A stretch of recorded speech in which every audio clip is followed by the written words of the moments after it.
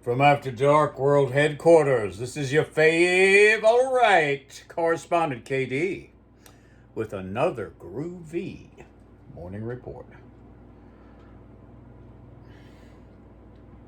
A cold Tuesday, January 11th. And so I'd like to wish Mr. and Ms. America and all ships at sea and all sods everywhere good morning. I wanted to share with you some things. As you know, my Hall of Fame has been suspended for the time being because I've run out of material. So I decided to start going into my album collection. I want to share with you the first two albums I ever owned, ever. I didn't buy them. My Aunt Marion gave them to me for Christmas one year. Every year she would pick one niece or nephew and give them a nice little Christmas present. So she would have a pick of, say, 10 nieces and nephews. Well, I won the lottery that year, and she gave me, number one, The Beat of the Brass by Herb Alpert and the Tijuana Brass.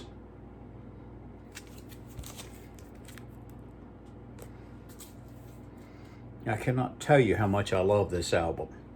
Me and my brothers. Brother Scott had a copy. Brother Eric has a copy. I have a copy. It's just a magnificent album, and I've been a Herb Alpert Tijuana Brass fan ever since. And the second one out of the blue is my favorite bluegrass record of all time. Lester Flatt and Earl Scruggs, The Story of Bonnie and Clyde. There's not a bad cut on this one. I love this record. Both my brothers have this album. Anyway, it gave us a lot of listening pleasure listening to these albums. Thank you, Aunt Marion, for that. And I still will listen to these albums on occasion. I wanted to tell you today the story of my Pal Talk room.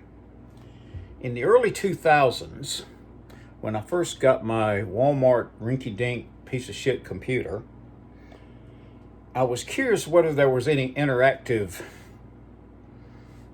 things, not typing to one another, but maybe some sort of video. And I found out there was Pal Talk. And you could have your own room. You could have your own room. And so I decided, well, just like KD After Dark, I'm going to do it my way. And so I called it KDs Train Wreck. And I had people from Canada and the UK and all over the US that got to be regulars in my room, and boy, did we have a good time. There was a guy from New Mexico, and I forgot his real name, but he referred to himself as Hippie, and he was a Led Zeppelin fanatic. And so you could DJ in these rooms and play your music, and Hippie would always play Led Zeppelin, and I'd always say, okay, whatever you do when you play Led Zeppelin, I got to hear When the Levee Breaks, because that's one of my favorite tracks.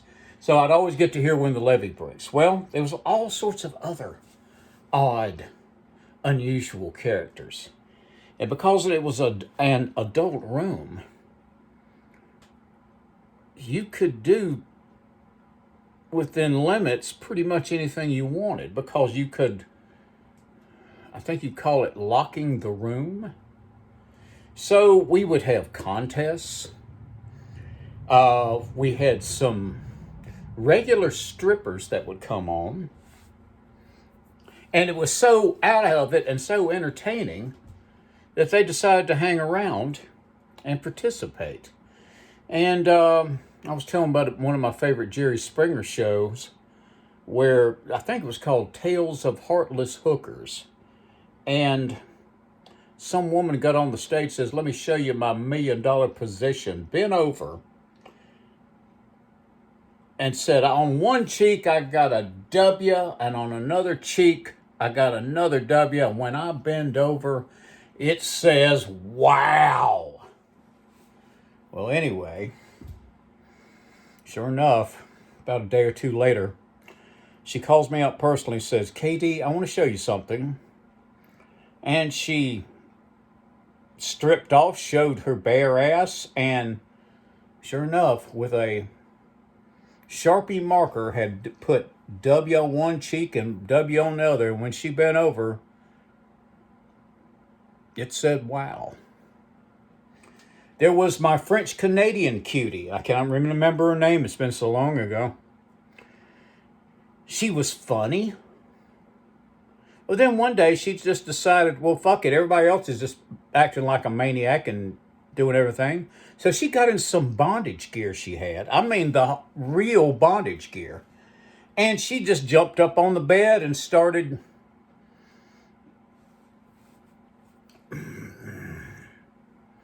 having a glamour fit. Isn't that what Divine says? Anyway, it was great. Then you had other maniacs like Mr. Coffee. That was his name, Mr. Coffee. Although you never saw him drinking coffee, he was always drinking beer. And then there's another friend of mine, let's just call him Al, from California, ex-military, professed serious nudist, and he would tell you all about nudism. And so we'd ask him questions. And so finally, my little UK sweetie, Ms. I never knew any of their real names. They just by their nicknames. And her name was Cheeky.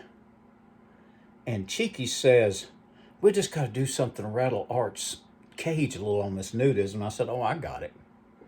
We'll just say we're all," I said, "what's the most out of control kink you can think of?" Diapers. And so Art would get on there and said, "Well, it's nothing to do with sex. It's just being nude and being free." And then Cheeky popped up in her wonderful UK accent and says, "Wait a minute. We don't give a damn about being nude. We want to know if we can wear diapers."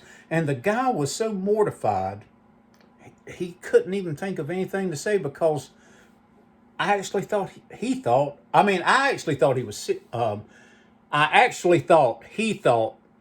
that Miss Cheeky was serious. Did I say that right? I hope so.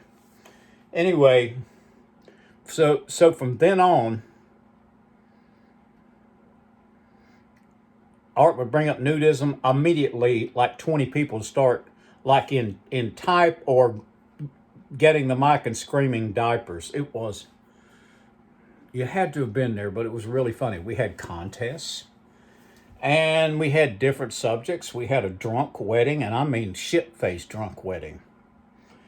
I miss that room. I've tried to reinstate it several times, and everything has changed and everything's gone and the people are gone. And I just thought the only way I could do a KDs Train Wreck, if someday I could have my own video channel and have my train wreck that way. Anyway, it was really fun. It was really lively. And it was going strong for maybe a year and a half, and then it just kind of fell apart. And I'm talking about maybe 2003. So it was a long time ago. But man, I sure do. I sure miss it. I'm telling you. I wish some of those people were still around and I had a way to contact. I could get them on KD After Dark, but we'll just have to make our own amusement, won't we? So, I guess we'll just call this a day.